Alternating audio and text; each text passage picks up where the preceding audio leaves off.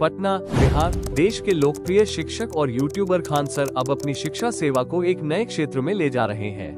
और इसका ऑर्डर के लिए हमने जर्मनी से ऑर्डर लगाया था, क्योंकि ना मेडिकल इक्विपमेंट में दुनिया में 3 देश ही है, एक जापान है, जर्मनी है और अमेरिका है।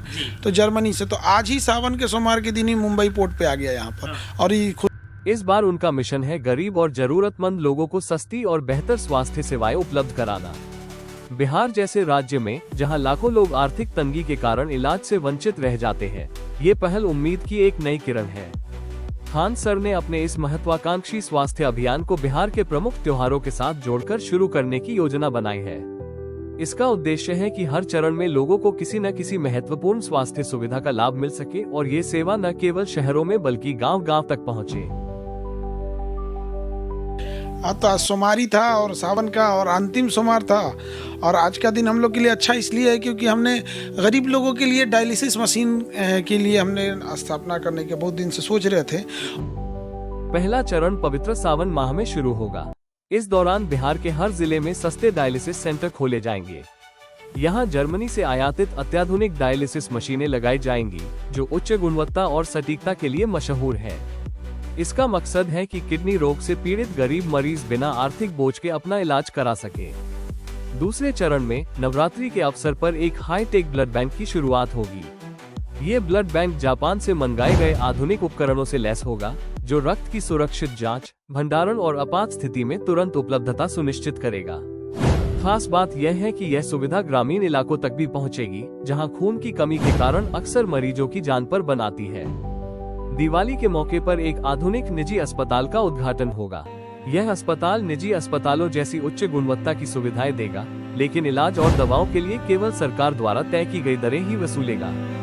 यहां अनुभवी डॉक्टर, नर्स और आधुनिक ऑपरेशन थिएटर, ICU और अन्य जरूरी वार्ड होंगे। अंतिम चरण छठ पूजा पर शुरू होगा।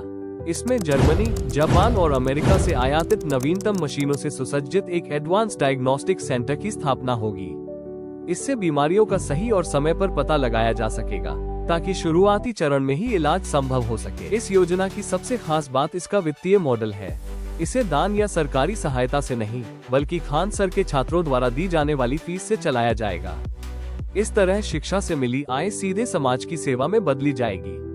हर छात्र की फीस गरीबों के इलाज का सहारा बनेगी। बिहार के भोजपुर जिले में इस परियोजना के लिए जमीन खरीदी जा चुकी है।